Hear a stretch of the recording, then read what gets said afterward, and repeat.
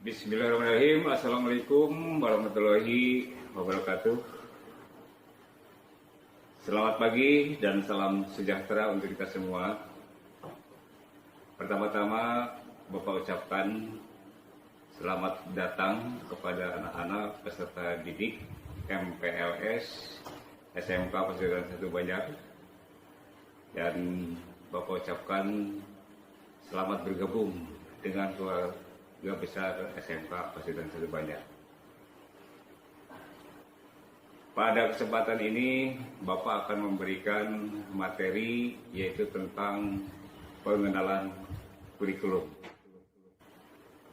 Namun sebelum kita melanjutkan materi, untuk menanamkan sikap religius, pada kita berdoa terlebih dahulu. Berdoa mulai.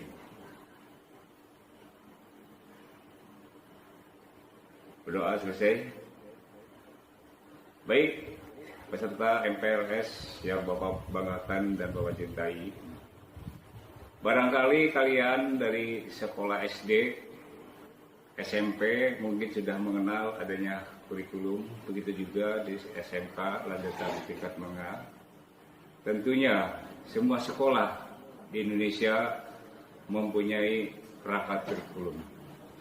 Oleh karena itu, kurikulum yang dipakai di SMK Pasundan 1 Banjar, yaitu kurikulum 2013, ini sesuai dengan anjuran pemerintah dan juga sudah diundang-undangkan dalam Permendikbud Republik Indonesia. Nah, mungkin kalian sudah tahu apakah itu kurikulum. Ya. Baik, mari kita lihat pengertian kurikulum.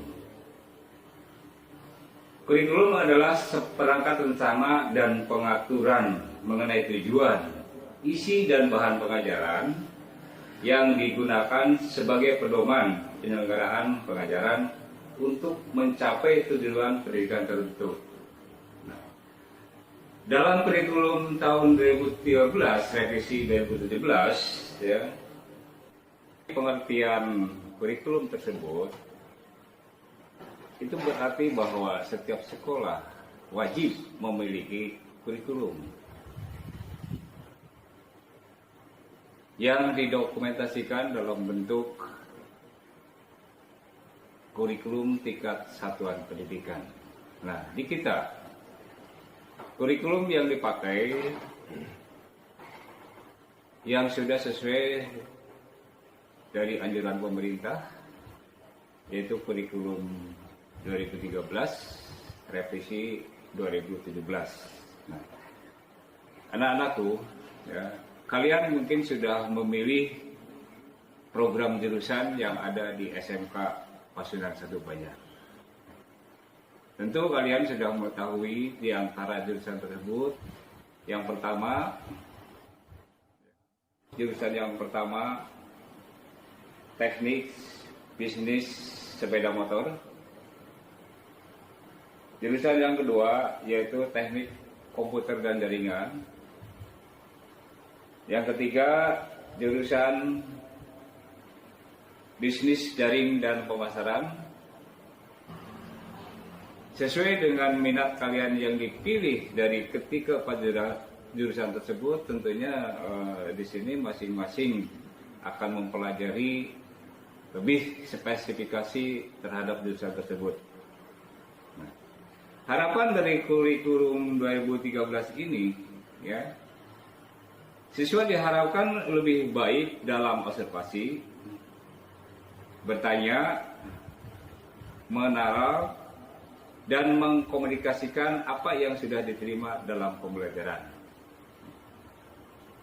Apa yang akan diterima oleh kalian nanti dalam kurikulumnya, ini beberapa mata pelajaran masing-masing jurusan minimalnya nanti akan mengenal 17 jenis mata pelajaran dan dialokasikan waktunya bisa dilihat sebagai berikut. Ya. Secara umum bahwa jurusan yang ada ini akan memperoleh materi pembelajaran atau pelajaran yang terdiri dari A. muatan lokal, muatan nasional, ya, seperti pendidikan agama dan budi pekerti, itu dialokasikan waktunya di dalam kelas 10 itu 3 jam pelajaran, ya, sampai dengan kelas 3.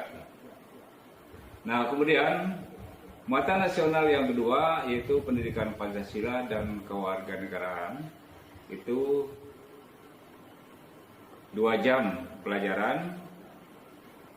Yang berikutnya bahasa Indonesia 4 jam dalam semester 1, matematika 4 jam, sejarah Indonesia 3 jam.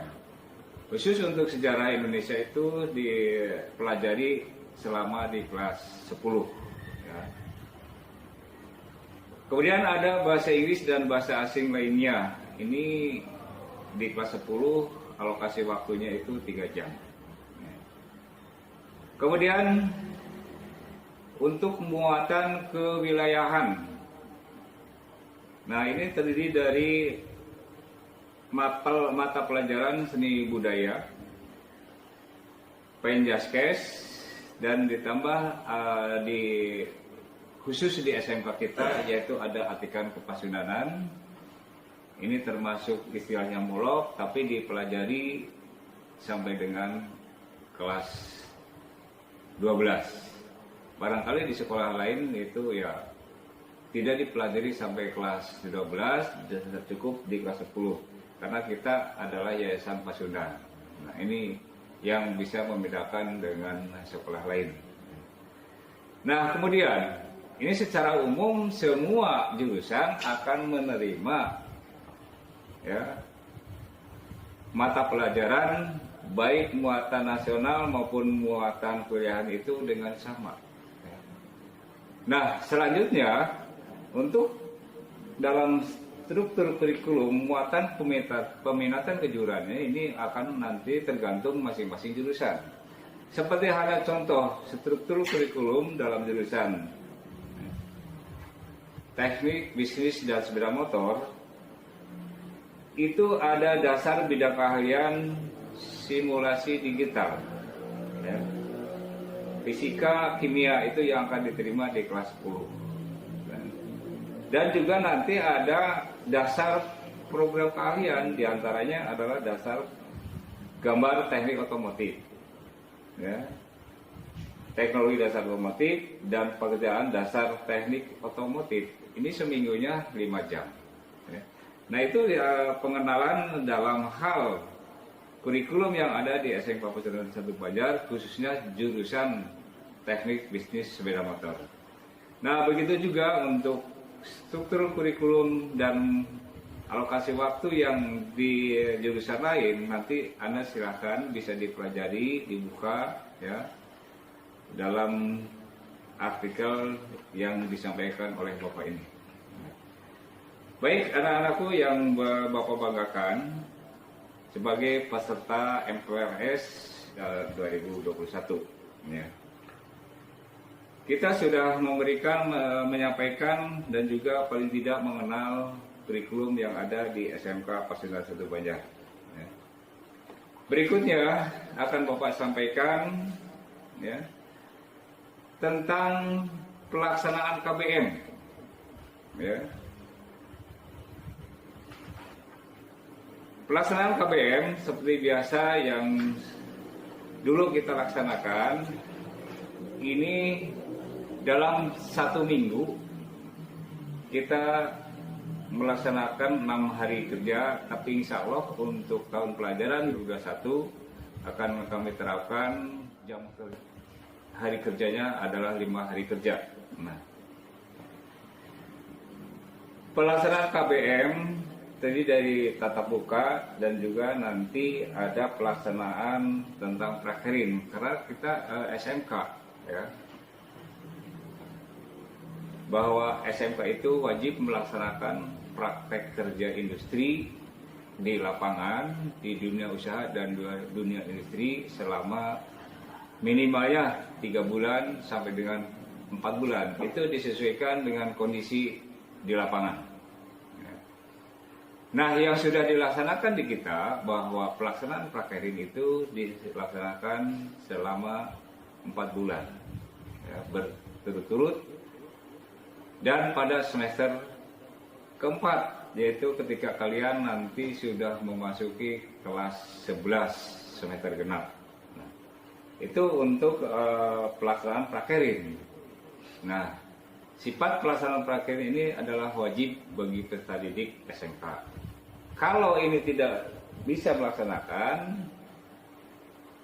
itu artinya kalian sendiri tidak bisa mengikuti ujian akhir sekolah. Ya. Itu bisa saja kalian didiskualifikasi atau tidak bisa lulus di SMK Pasundan. Ya.